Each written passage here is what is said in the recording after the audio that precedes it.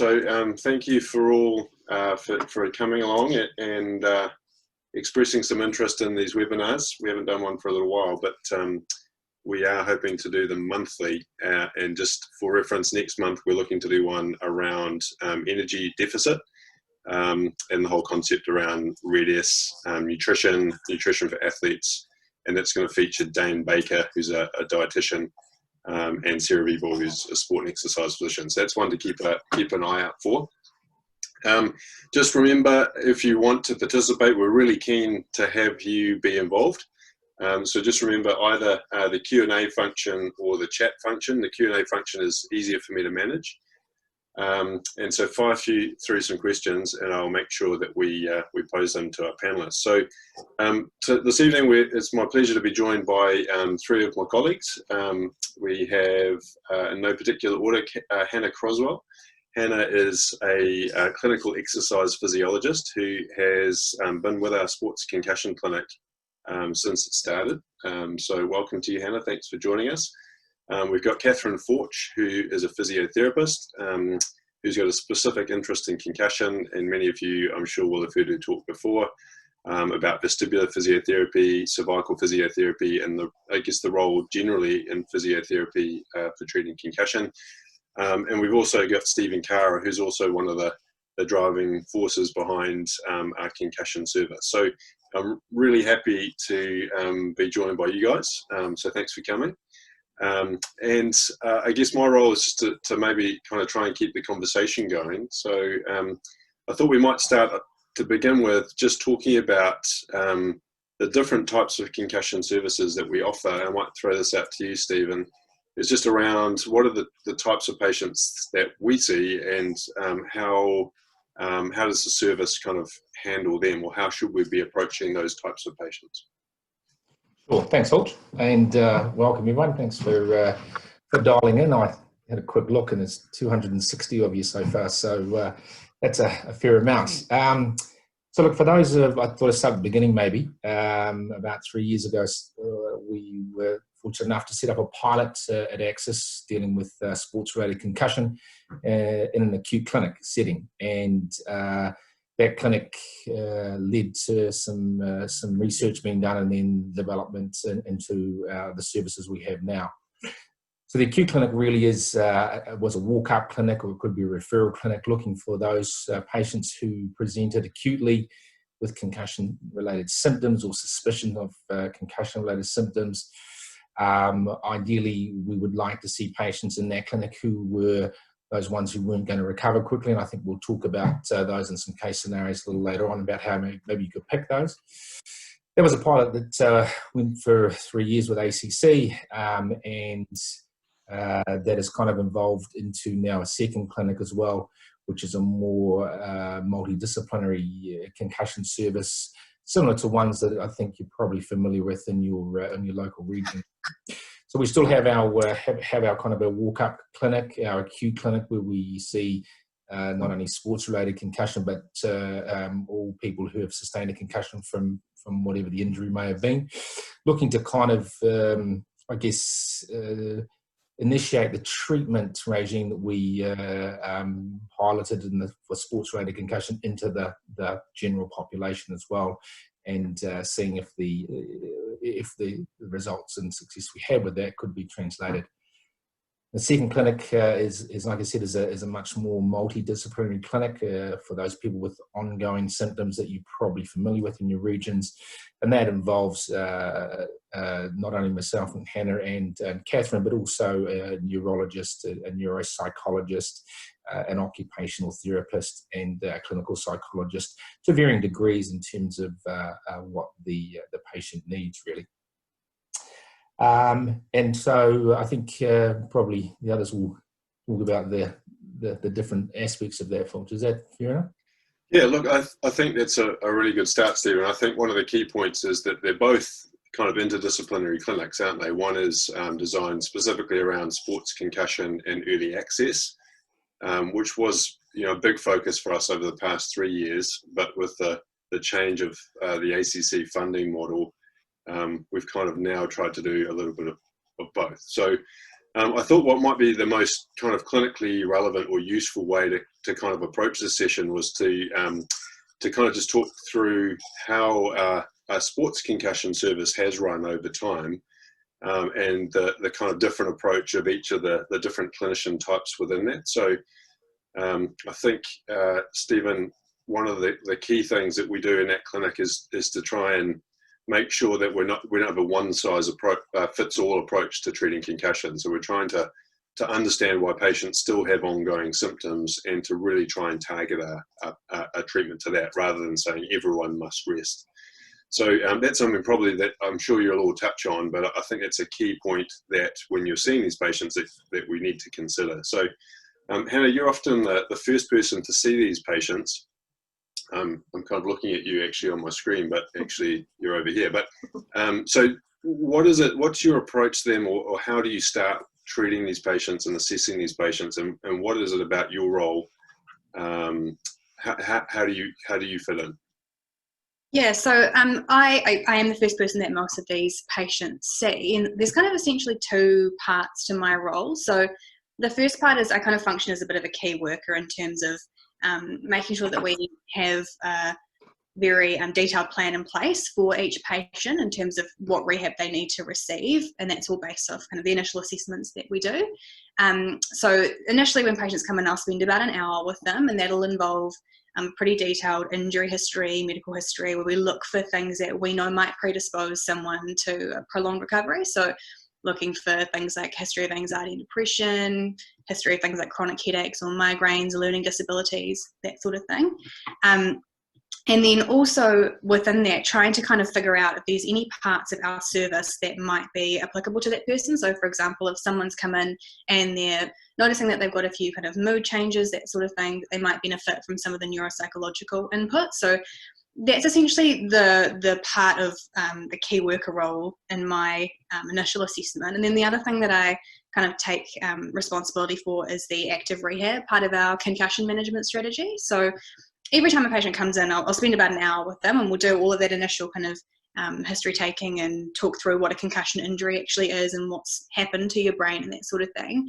And then I'll do a form of exercise test with these patients. So normally we'll do a treadmill test.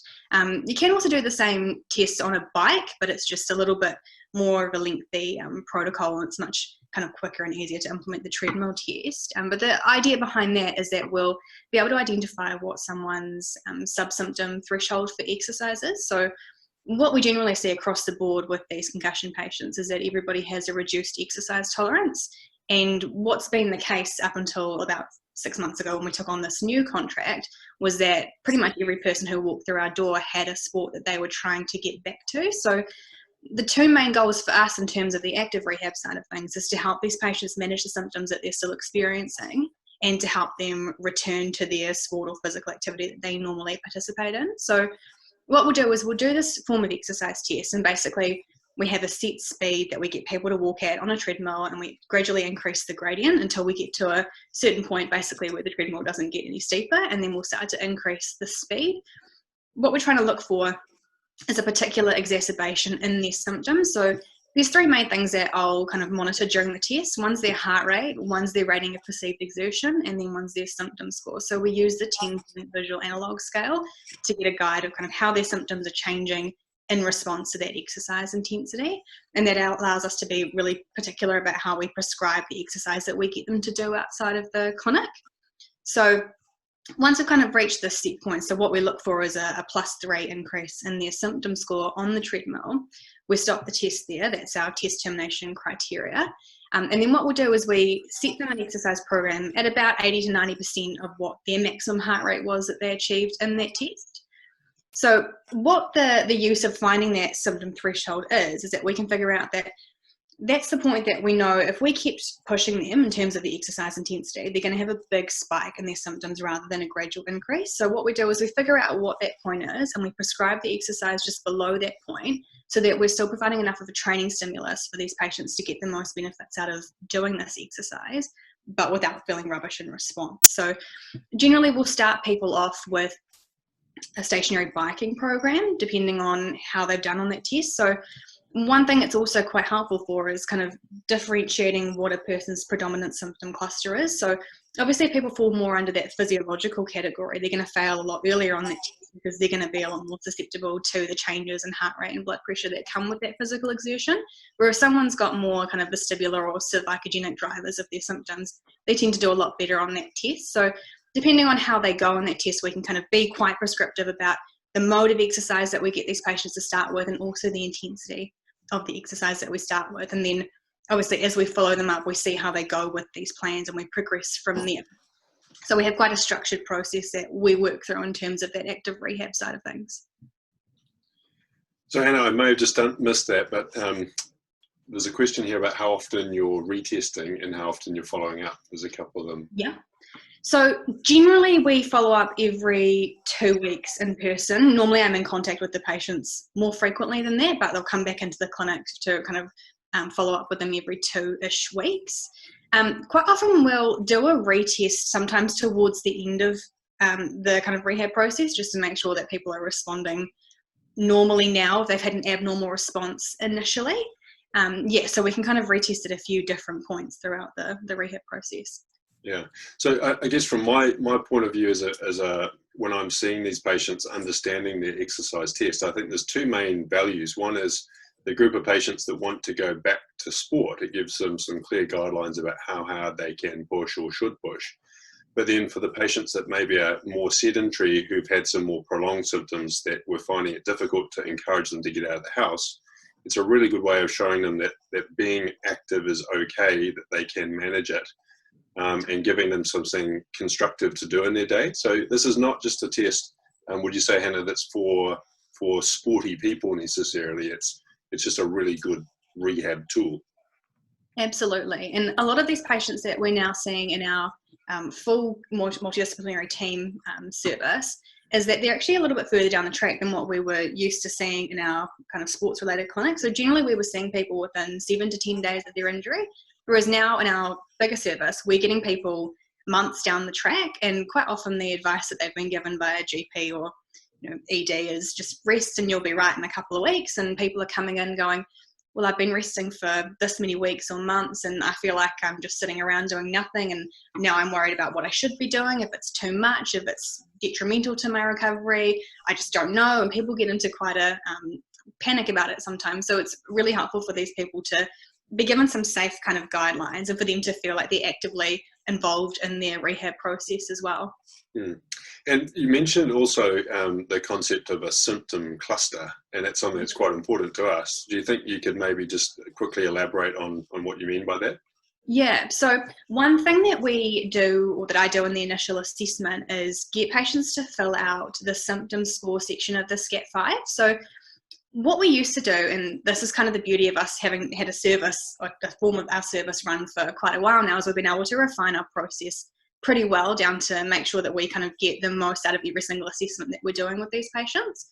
So what we used to do was we used to do a full SCAT every time someone would come in for their initial appointment, and we'd do it at discharge as well.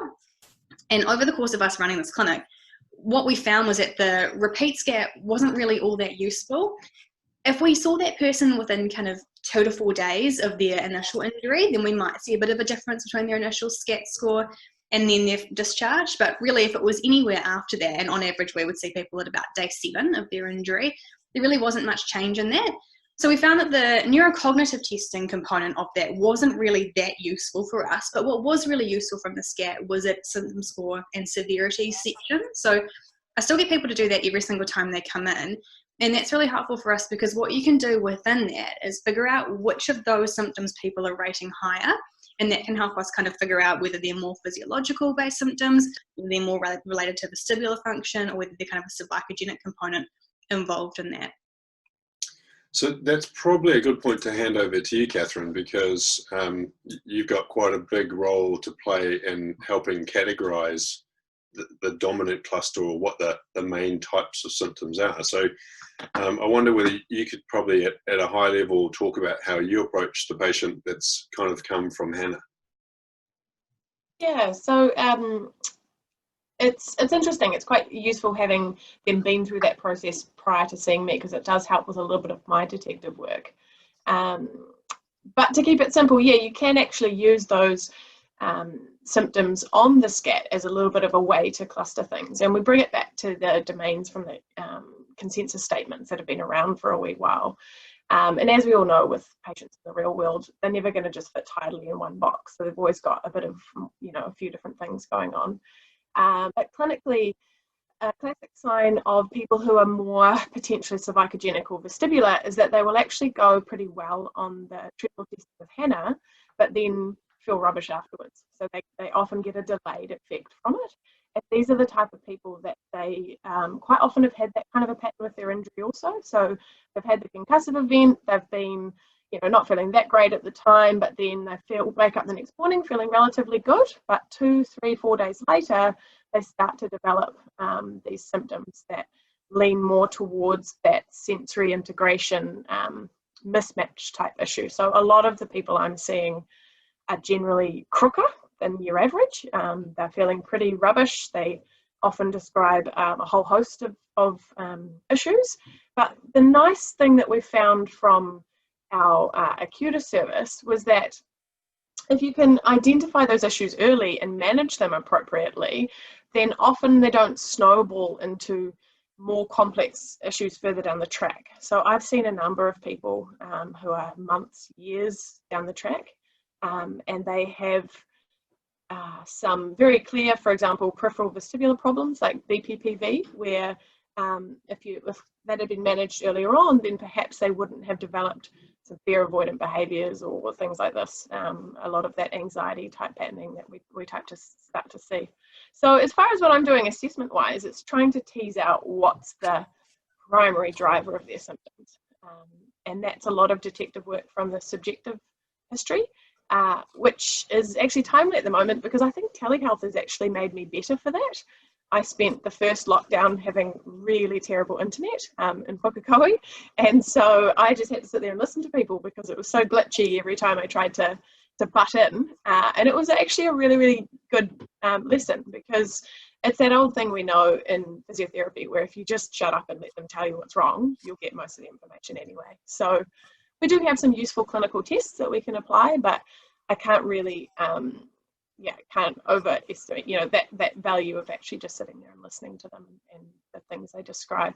From a history point of view, I'm interested in, particularly for our people who we don't necessarily have baseline measures for, getting a history of getting an idea of what they were like previously, because obviously with our athletes where we've got baseline measures, you've got something to look back on, but for Joe Bloggs who walks into your clinic, you've never met them before, so you don't know what their balance is like previously, you don't know what their ability at some of these things that we're asking them to do would be like when they don't have a concussion. So I'm looking at their medical history for things like recurrent ear infections as a kid, any kind of history of motion sensitivity, people who really don't like car travel, that type of thing. I'm also interested in their visual function, so obviously whether they've got any type of vision correction, but also things like, did you have a little bit of a lazy eye as a kid? Because if you have someone sitting in front of you and they've got abnormal smooth pursuits or range of motion and you're starting to freak out and think they've got a cranial nerve lesion, that might just be their funny wandering eye that they've always had and they didn't think to bring up. So these type of things, I'm trying to build a picture of what that person's like normally. And then, like we say, working through the assessment process and trying to put a plan around what's going to return them back to how they were prior to their injury. Cool. And are there any particular symptoms that you sort of look for when you're thinking this person's got a cervical problem or this person has a vestibular problem? So for example, the vestibular issue, what would be the predominant symptoms that people would have there?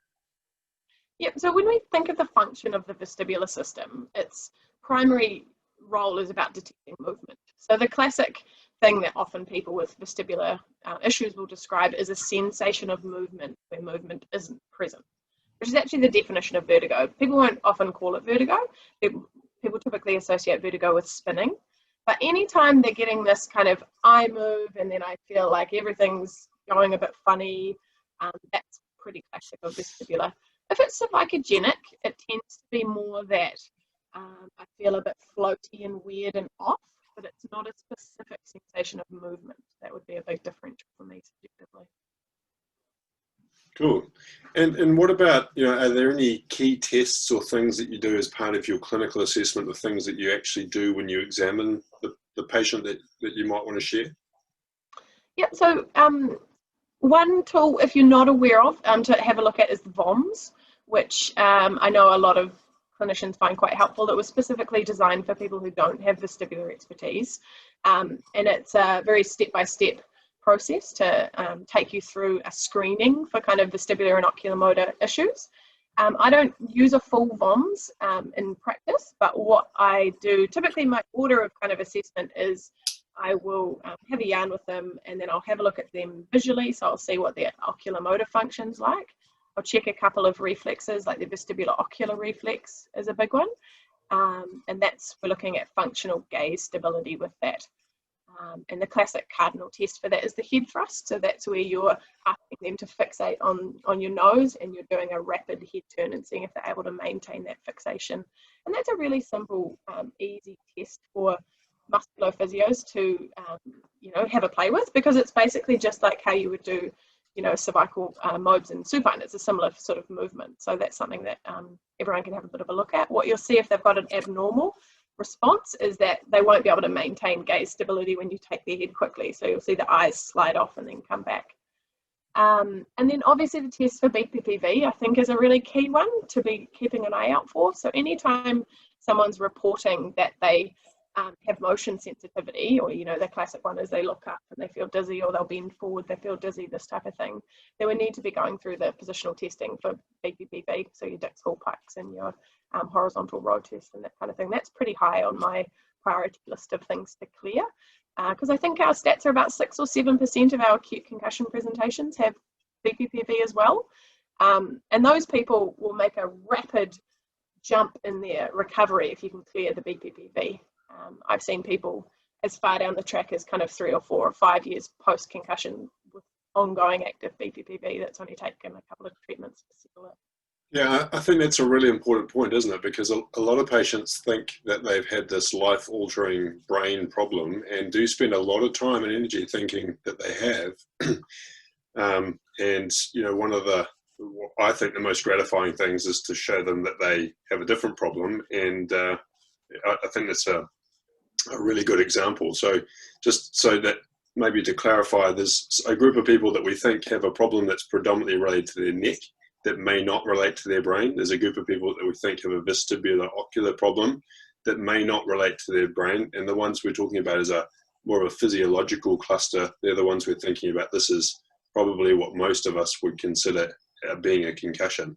Would that be a good summary, guys? Do you think that's... Yeah. So maybe we might park that just there, Catherine, for now. We can always come back to, we've got some cases that we're going to discuss that hopefully might be a little bit more interactive. But then to sort of say, well, where do you come into this then, Stephen? What's your role? What are the tips that you have from your assessment? I try to do not much, fortunately. Yeah, I'm aware of that, yep. To be honest.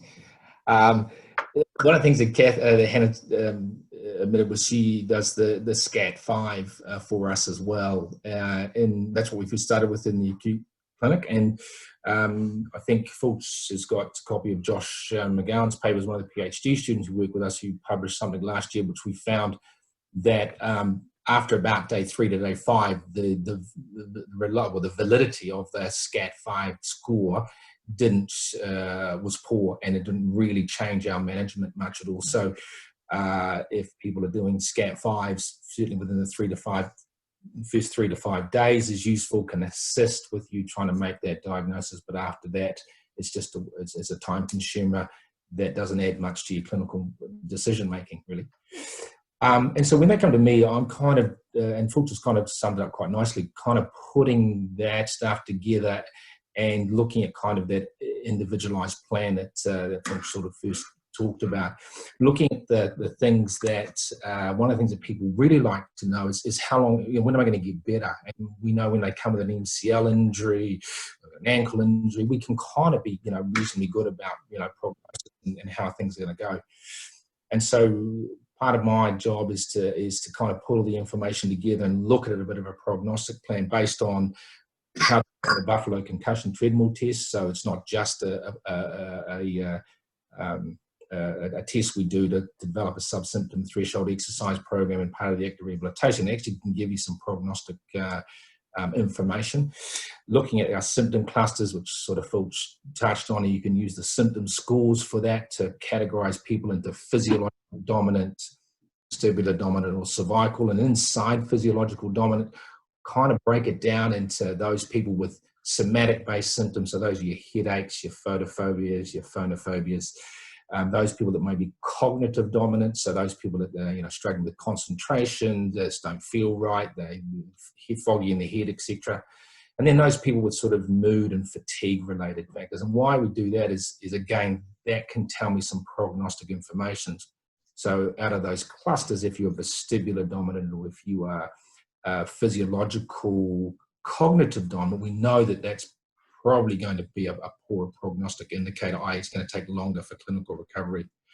And then we're looking at this, I'm looking at the symptom load, which Hannah's done, and looking at the symptom scores and severity scores. And again, pulling all the information together to try and develop a prognosis for the patient. Do that alongside the traditional things like age and gender and whether their previous history of concussions and whether they've had a current or previously treated mood disorder. Those things all add to how we can kind of look at from a prognosis point of view and then relay that back to the patient. So they've kind of got a good understanding about where they're going to be. The other things I do is obviously people like cause and effect in medicine, and we always like to attribute the way we're feeling to something that's happened. And as you probably know that some of the events can be rather minor. So my role as a medical person is to ensure there's no other diagnosis that could be causing the patient's symptoms. Those things that we don't want to miss. A 10-year-old boy with a headache because he played rugby and might have got tackled. It may not be a concussion. It may be that he has something more sinister in his brain. Right? So it's really important to screen for that from a medical perspective. Looking at a neurological examination, I think they're really important. For me, cranial nerves 1 to 8 are relevant. My reading and it tells me that cranial nerves 9 to 12 is very rarely a problem, so I don't examine them, but I routinely examine cranial nerves 1 to 8. And I don't do a peripheral nervous system examination unless there's a clinical indicator, in the history the patient had unilateral symptoms in one or both of their limbs. And that will drive me to do a peripheral nervous system. And then the use of medications for me is pretty limited, to be honest. I don't often use a lot of medications. If I look at the patients who may be the mood disorders, maybe just struggling with sleep and fatigue related stuff, then I might start thinking about what agents may help them just from a symptomatic point of view, knowing that that's not going to be the curative thing. It's going to be the things that's going to help them be actively engaged in an active rehabilitation program. And they basically fall into 2 categories. You've got your nerve stabilizers, such as your gabapentins and pregabalins, or you've got your mood stabilizers, mood destabilizer drugs, such as your tricyclics like amitriptyline or nortriptyline. And then you can go to things like venlafaxine. So it's kind of targeting some medication therapy, but that is few and far between. And then if they haven't seen Catherine already, then I'll go through a cervical vestibular examination, looking at the neck, looking at the VOM stuff, and trying to pick up those people who have Bppv. And our data says probably about 67% of people coming through the service actually had acute traumatic Bppv as well. Yeah.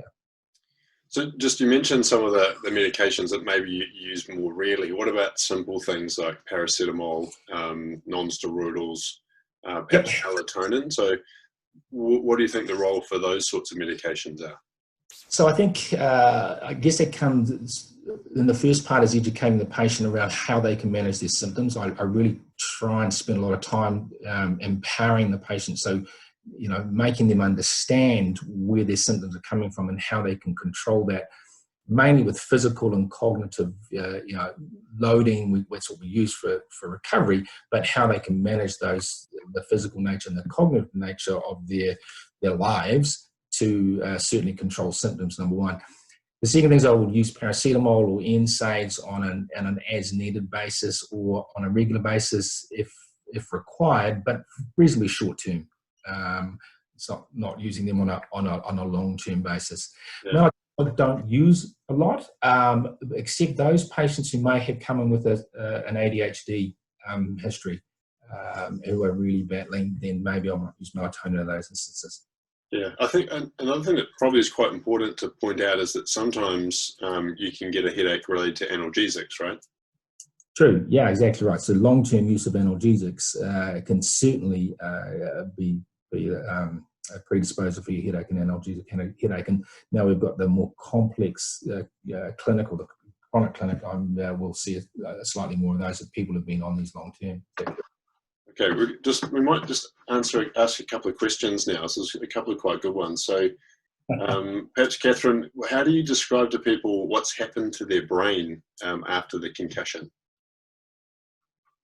So my favourite analogy, I'm a big analogy person. Gotta tell a story. Gotta tell them a story. So I tell them that it's a bit like someone's taken your filing cabinet and tipped it all out on the floor. So nothing's lost or damaged. Their brain's just not as efficient at accessing the file that it wants. And essentially what we're trying to do with rehab is expose your brain to this stimulus, a little bit at a time and progressively, so that it can reorganize those files in the filing cabinet. And often that kind of leads quite nicely into the sleep conversation too, because I think good sleep is really fundamental for recovery for these folks. And I say to them that while you're sleeping, nighttime sleeping is when your files are going back in your filing cabinet. That's probably my favourite. Yeah, that's a good one. Stephen? I tend to use a bit more of a scientific, but hang on a bit. It's a pretty simple one because I'm a simple man, honestly. Tell them that most people who come through understand cells, and I say, well, your brain's got lost me already. cells in them, and those cells, when you have a cancer, they get a bit leaky. So the chemicals that are on the inside of the cell leak out, and the chemicals on the outside leak in, and it changes the environment that your brain lives in, and so therefore it changes the way it functions. And it's really important to make our jobs to get those cells, repair themselves and allow them to change those chemicals back. Yeah, and sometimes you tell them, right, that you don't think their problem's related to their brain at all. They think it's their neck or something else. That's right. I think the clinical examination and your symptom clusters and your treadmill testing may push you down that pathway as well. Someone was asked before about, do we use the concussion, the treadmill test again? And for me, using the second time is really to show people who might not be getting better and plateaued that perhaps their symptoms aren't related to their physiological concussion, and it's related to a non-physiological cause. Here's one for you, Catherine, about what measures of balance do you typically use? Yeah, so it depends on the person. So obviously our different balance measures have been validated for different populations. But I try and so sharpened Romberg, for those of you, that's where you're kind of doing it one foot in front of the other, eyes closed on foam, I find quite clinically useful. And then also I use the elements of the functional gait assessment, which is a sort of like the DGI dynamic gait index. It's a slightly harder version, but it's essentially things like getting them walking and doing head turns, stopping and starting, and that type of scenario. So I will often, from a balance point of view, I'll have a look at them statically. So some of your standard, standing, feet together, eyes closed, I think is really useful actually for having a little bit of a look at their postural sway patterning, and also are they putting more effort into it? Because what you see with people is sometimes they won't have errors necessarily. So those of you who are familiar with the SCAT5 will use the BESS. So that's where they do feet together, eyes closed for 30 seconds, one foot in front of the other, eyes closed for 30 seconds, and single leg stand for 30 seconds, and you count the errors.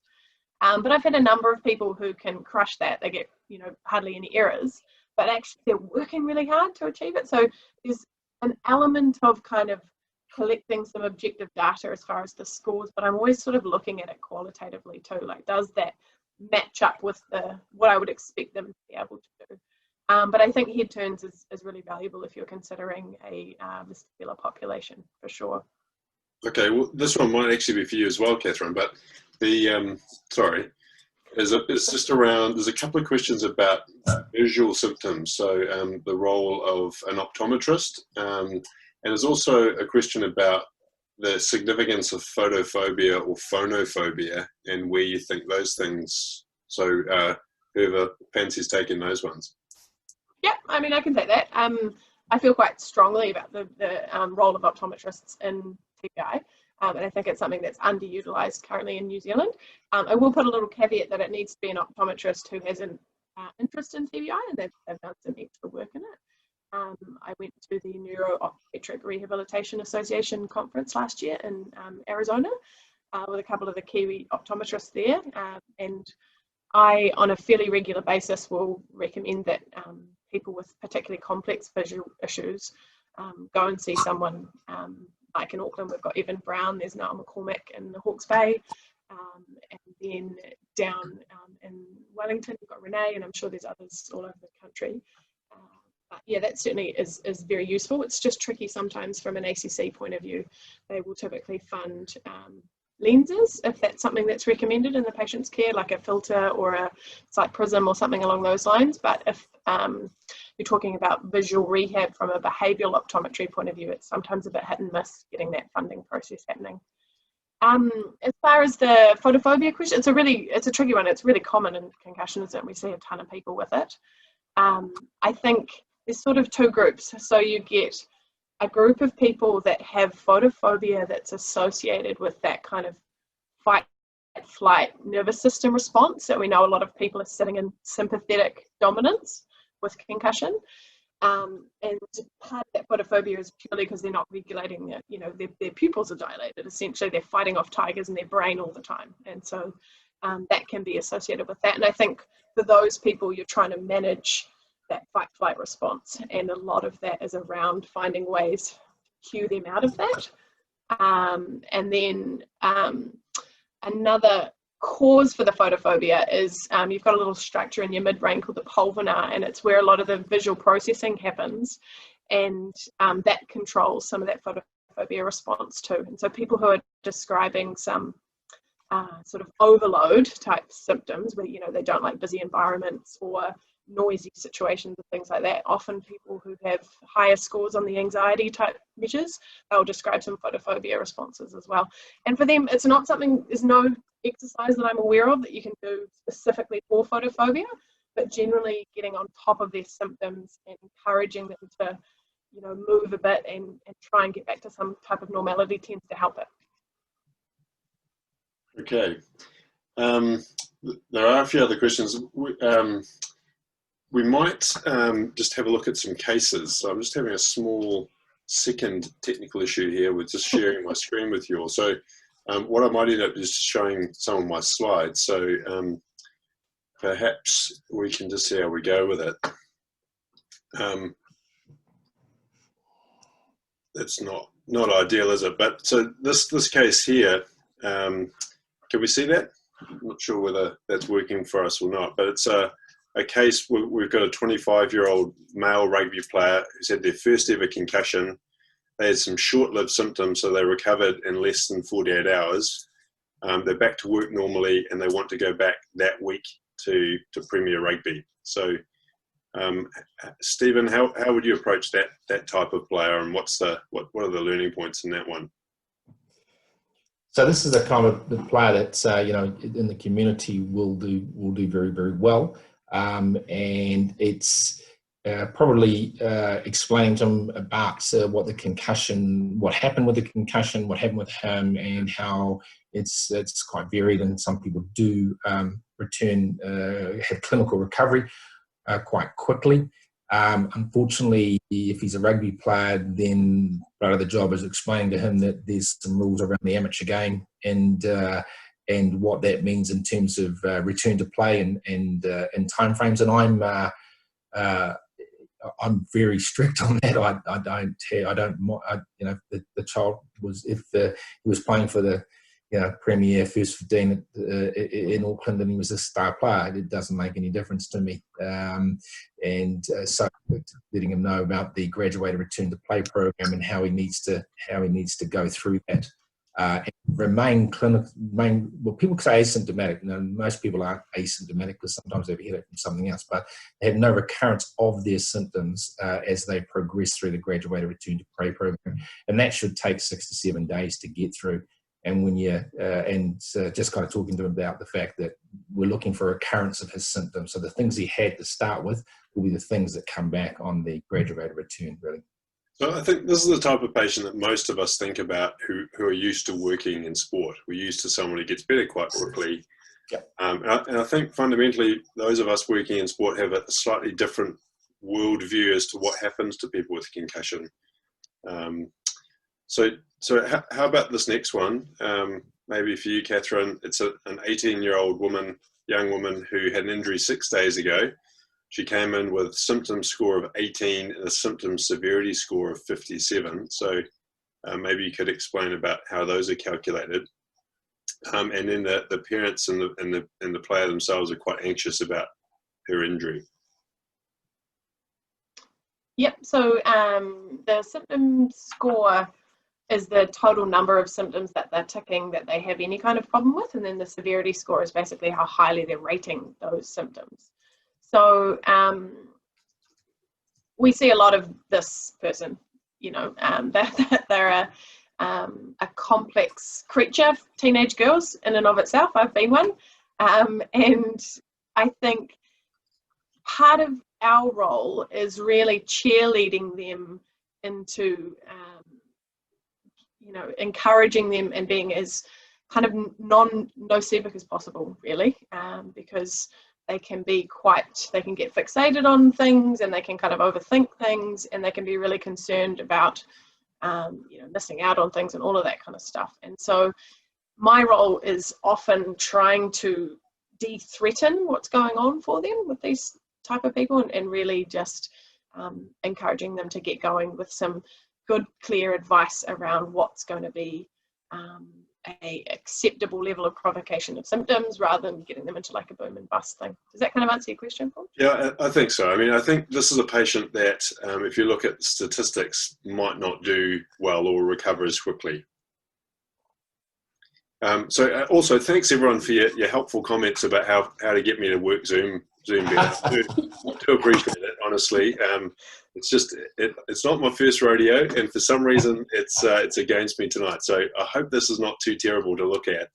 If it is, I can stop it. We can just talk about it. But how about this patient? What's on that? Sorry, just on that last, if I can butt in, the symptom scores and severity scores. While we weren't able to prove it statistically, that you can kind of gauge from that patient, you know, if they've got a severity score generally below 30, they're probably going to get better within a shorter time frame, somewhere around that 2-week mark.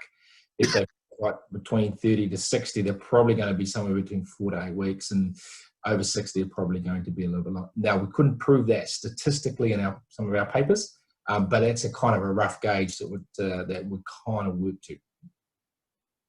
Yeah, so I think that there are a few yellow flags there, aren't there? That the fact she's a young female, the high symptom severity score, in the parental and player anxiety. So how about this one, Steve? It's a 30-year-old male, a mechanic, assaulted at work, has a history of substance abuse and depression, and he's not at work and fairly sedentary, just enjoys driving his MX-5 around the skid pad. I'd refer him to you, Fulch, of course, but if I couldn't do that, he's the kind of guy coming in that, you know, your red flag should be up straight away. And if he was coming in, walking to your clinic, you'd be thinking this guy's unlikely to get better quickly. He's got a number of sort of red flags, or yellow flags, let's call it, sorry, not red flags, yellow flags in his history with this history of substance abuse and depression. We know those can be modifiers in terms of clinical recovery. He's not able to work, so he's not at work, and again, that's a yellow flag for, again, a slower clinical recovery. And he's not used to being involved in active rehabilitation program, or doing, you know, not being active. So, you know, selling an active rehabilitation program is going to be longer. And you know, for me, this guy's going to need multidisciplinary sort of team care. And then I'll just go at this one more case, but again, there's some good questions that probably relate to these cases. So this is a 28-year-old rugby player who works in an office role, presents 2 weeks after a concussion. He's had 7 previous concussions, but he seems to be going quite well and he's motivated to get back to league. What are the kind of important parts to think about here? Anyone? Oh. Well, I'll jump in because I've got a little bit of an area of interest for me research-wise is looking at return to play testing. And so I think this guy is potentially someone, I don't know what your guys' experience of this is, but I feel like the culture in league is a little bit different from rugby union. Rugby union's being a little bit more proactive and there's less of that, harden up and get back out there culture. It's still there, but it's certainly, in my experience, a little bit more prevalent in league. And so I think with this chap, we need to make sure that we're being quite rigorous with our testing processes to make sure he's completely right. And potentially with that kind of an injury history, Stephen can probably speak to this, but it may be that we want to have a little bit more of a look at his cognitive status. Yeah, lots of yellow flags again. That the 7 previous, concussions. Big one for me would be, one of the, I guess the bad prognostic indicators is not the number of concussions, but how long it takes to get better each time. Did the first one take a few days? The second one took 10 days. The third one took 3 weeks, etc., etc. So there's a trend to increasing delay to recovery. And the second thing was there less force, required to then get the 7th concussion. So the first 3 were, big tackles and big hits, which you could imagine the force is big enough. But the 7th one might have been a really light sort of someone brushed past me at training and I got my. So those things, are worth exploring because they have a big around decision to return to play. Yeah, so we hear a lot, say, in professional rugby about return to play protocols and this whole concept of 24 hours of rest between different phases. Do you think that those return to play protocols apply to this guy? For me, he's not going to go down the 24-hour return to play protocol. This guy's going to take a lot longer to get better. To get back on the field because there's making sure there's nothing else contributing to his symptoms, and 2, some of that delay is about really around education and what concussions mean. So no, he's not going to follow the usual return to play. And what do you think the role for this guy for something like a more formal neuropsychological assessment? How do you use that and how do you incorporate that information? Certainly if he's, I'd ask about his office work. We've already got a symptom score, so we know kind of if he's getting some cognitive symptoms. Part of the history is asking him about his work and seeing if he's having, with increased, cognitive loading, is causing to have some symptoms at work that he's just kind of not really going to tell you about, and you might need to tease those out. And then if there's any question mark in my mind, especially if I'm concerned about his actually returning to rugby league full time, then I'll use a neurocognitive assessment to kind of really either more information to give to him to say there's a really good reason why you shouldn't continue to play. Yeah, and just on that, there's a question just come through about is there an absolute number of concussions before you need to retire and stop? No, there's not. I don't think there's anything in the literature to support a specific number. But just, for me, I kind of outlined the force and the time to clinical recovery. So less force and increased time to clinical recovery. But also, think about it from a personal perspective is, if you had your son or daughter come, had their first concussion, they were playing football, fair enough, and they had the second one, the third one in the season, you're probably as a parent thinking, no, maybe maybe this is not a good idea. Maybe they need to take a little bit longer to get back. Maybe we should look at this a little bit next season when they've grown a little bit. Maybe they may be a little bit more robust and things. So there's, those things I think are a bit of a call that you kind of make at the time as part of you kind of taking your history and talking to the family and seeing when they're at. That's a really important point, isn't it? That whole shared decision making when someone is healthy and in a position to make the decision themselves. It's killing me actually looking at this horrible screen not being shared properly. But I did have a couple of papers here that maybe we probably could, we've sort of alluded to a little bit. So I'm going to stop the screen share. There's probably a few more questions that are, I think are pretty good ones. So one of them is around the return to play protocol. And so do you have to be completely asymptomatic, or are there some symptoms that you can accept? What's your feeling there? I think it's not, I don't like the word asymptomatic, so I don't believe anyone is asymptomatic. We call it clinical recovery, because some days you might wake up with a sore neck or a headache or slightly off, but that doesn't mean it's because of your concussion. It might be because you had an extra glass of red wine the night before, or you're coming down with some sort of, dare I say, viral illness in this current situation, but something, another cause. And I think there's good data on big trials overseas with thousands and thousands of patients that show that actually for a male, less than 5 on a symptom score is within the normal range, and less than 6 for females. Don't ask me why females get an extra score. I have no idea. But so for me, clinical recovery is someone who has, sure, they have symptom scores less than that's age appropriate. They also, for me, they have to have a normal clinical exam. So the things that were abnormal before, might that be cervical, vestibular, ocular, motor, returns to normal. They've got normal repeat testing. And they have to show signs of exercise tolerance, because concussion is something that gets worse with exertion. Okay, so they have to be back into training in their normal role. So they're exercising as they did pre-injury, or exercising at 85% of their heart rate predicted, and have no recurrence of their symptoms that they had with the concussion. And then the fourth thing for me, if they're not a professional player, they need to be at school full time, or they need to be in their job full time, and having no issues with coping with those things, because these people don't get paid to play the game. So those are the things for me. Okay, and there's a question about, which kind of goes down the cervicogenic role, around what you think the impact of whiplash has. Whiplash, that's a good word, isn't it? I think, certainly I would refer you to some of the awesome work coming from our colleagues down south. So you and Kennedy and Dusty Quinn and their group down in Otago have published a couple of papers. There was one in JOSPT, I think 2019, and they were looking at some of the characteristics of the common neck issues that we see in these type of people.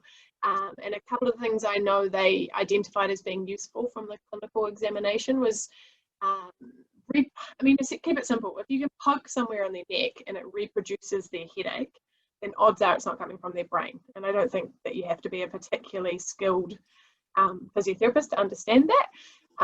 So it's important that we're definitely considering the neck, because obviously the force has been transmitted to their brain via that, right? So tests I use clinically is the Flexion rotation test is quite useful. It's been shown to be quite sensitive for cervicogenic headache and helps differentiate it from migraine.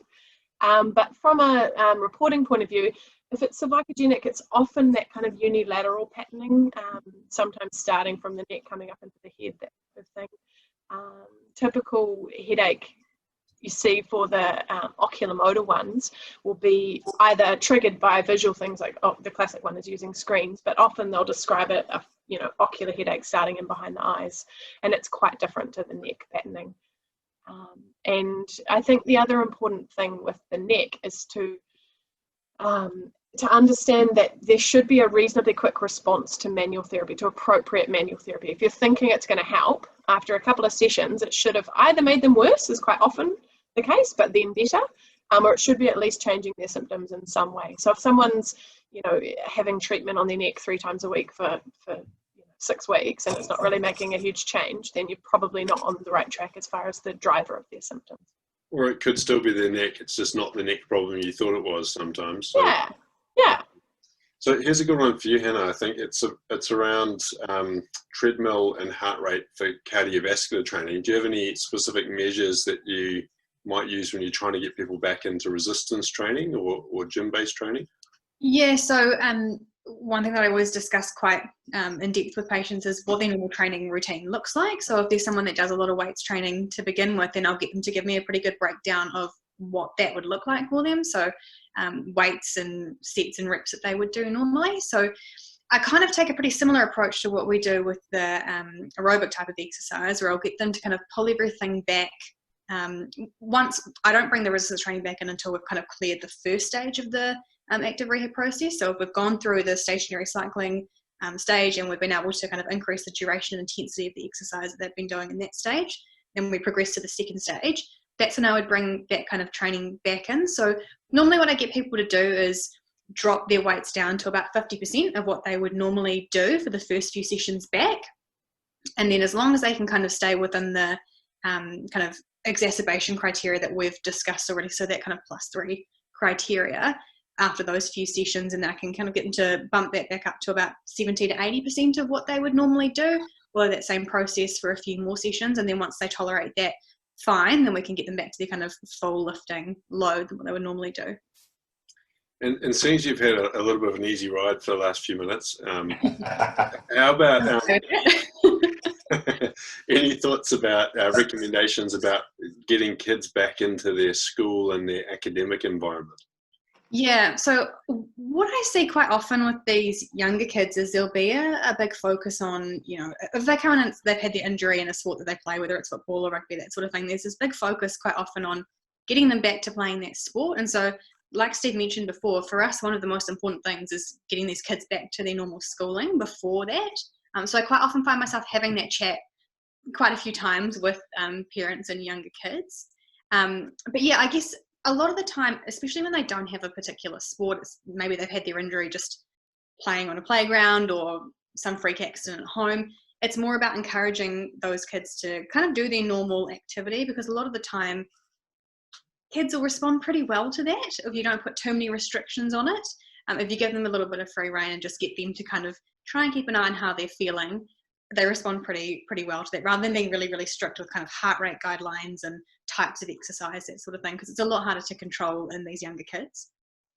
I think also you need to apply the same principles, right? So it needs to be a graduated return to whatever you're doing. But I think also sometimes it becomes way too medicalized and it just creates more anxiety. So if we're asking kids to have 5 naps a day, and at a certain period of time during the day they've got to stop what they're doing, have a nap or listen to an app, my personal view is that that often is counterproductive. So it's really important to engage with the school. I think it's really important to engage with the parents. It's really important to have a realistic plan.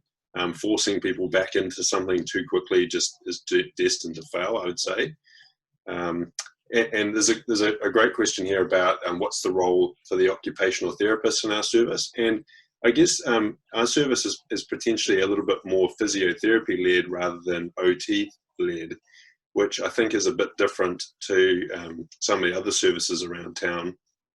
But that doesn't mean that there isn't a role for everybody. So I think having more of a physiotherapy focus, it's potentially more around active treatment of symptoms rather than maybe more supportive care.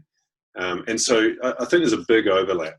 So the OTs in our service are doing a lot of good work around return to school, return to work planning in some situations, managing symptoms like fatigue, helping Hannah with some of the key worker type roles. And that's within the kind of broader concussion service that we offer to all concussions, but not so much in the acute, more walk-up concussion, sports concussion service. So there's a question here for you, Hannah, around, you, Catherine, about what are your go-to vestibular exercises? So there are a couple that you kind of give people as a starting point. Say if you're operating in a telehealth environment, and it is more challenging to prescribe activity. What are the things that you might ask people to do? Yeah, and it's interesting, and I've kind of feel free to use Stephen as a guinea pig. Well, I think I've probably reflected and changed a little bit over the years. I think when I first started doing this kind of work, I'd be very impairment driven and quite specific and things like that. And I do think there is still times when you need to be like that. But I always used to give people balance exercises, but I think I focus more on that a lot more now, because conscious awareness of your balance is actually a parasympathetic function. So some of those people who are wound up and in that fight or flight mode, actually doing some balance exercises can help flip them out of that. And also it's not so provocative. So the classic vestibular issue is a vestibular ocular reflex loss. And that's where you give them these exercises that we've probably all seen before, which I certainly do still give to people. But I think that, yeah, I'm a little bit more picky about who I'll give provoking exercises earlier on. And it's just, we're trying to get that concept of getting them moving, getting them doing things they enjoy, getting them doing something that's meaningful for them. So a lot of my being creative and I guess trying to work with what they've got. So in a telehealth situation, then certainly some balanced stuff with being safe. So the kitchen bench is quite good. That's a spot I often get people in because it's reasonably stable, you know, in the corner of your kitchen. But yeah, so gaze stability is probably the biggest one to start off with. Okay. Steve, there's a question here about the kind of nomenclature that you're using. So when does someone have a concussion versus a mild traumatic brain injury versus post-concussion syndrome? So are those terms important to you? Do they mean different things to you? How do you use them? So if we start with the traumatic brain injury, basically mild, moderate and severe is classified from the Glasgow Coma Scale. So, and they are generally the people with sort of moderate to severe traumatic brain injury have some sort of structural brain injury, basically. We're dealing with more the mild form of traumatic brain injury, and certainly concussions are on the mild form of that. So if you go from the Glasgow Coma Scale, then they're going to score 14 or 15 out of 15. Right? And so they're on the mild form of that. That for me is a concussion. Right? So it's a mild form of a mild traumatic brain injury. Post-concussion syndrome is those people probably now termed persistent concussion symptoms, rather than post-concussion syndrome is the trend sort of changes, but persistent concussion symptoms. And for me, those people are again, if you look at the consensus, they're kind of talking about sort of 4 weeks. Our data shows that sort of 50% of people will still have symptoms at sort of 2 weeks. So I'm probably putting them in that 4-week category as well. Children slightly longer, sorry, as well, because their data says that they take longer to recover. Okay, so there's a really tricky question around how to manage the parent or the pushy coach. This one's in reference to cheerleaders, but it might as well be in reference to kind of any sport. But do you guys have an approach to that? Where you go, Kevin? No, I was just going to say a lot of the diagnoses that I work with have really big complicated words. So I just tell them that, they've got an impairment with their vestibular ocular reflex, and they just sort of back off. So I'll be interested on your take. Yeah, it's again, pushy coach is really clear about return to play guidelines and how that doesn't change no matter really what sport you do. Remember, a lot of sports don't have they'll defer to the international consensus statement around return to sport, and so you can always use that to start with. Second thing is working with the understanding that actually this is where I will use this is a brain injury, right? And the fact that your child has sustained a brain injury. While I tend to try to, don't overstate that with most other patients with the pushy parents, I will, and get them to understand that that's what we're dealing with, more severe than a broken leg and this is the brain. You get one brain, 2 legs sort of scenario. And that is one of the clear advantages of that 3-week mandatory stand down. So I mean, we could talk about the disadvantages as well, but it does protect the player from their bonehead parent or their bonehead coach. I went to a talk about stupid adults. So guys spoke about injuries and kids, and it all came back to stupid adults. So anyway, that was quite good. Just on that same theme, not the stupid adults theme, but just the theme of managing the kind of other stakeholders. Any key messages or points to share with clubs, parents, or other people? If you're working with a team, for me, is pre-planning, right? So if you set it at the beginning of the season, what the process is for if a player under your care or the team you're involved with sustains a concussion, right, then you've done most of the hard work, right? And you can just say, this was our policy, we talked about this early, and there's no way we're varying from that at all. If you find yourself under pressure, then seek assistance. Get another opinion. Right? There's always people around to help you out. Don't feel like you're isolated. And there's also some literature showing that returning too soon has a risk of not only other injury, but actually other musculoskeletal injury too. So for some reason, often teenage athletes will be concerned about busting their ACL. They're not worried about their brain, but if they have to, have 9 months off footy, that will kind of resonate. The other message I often use is, particularly high school or junior athletes, is that it will affect performance as well. So if you're going to be out there, you want to be out there and actually able to perform 100%. You get a really small selection window if you're wanting to make that sport into your career.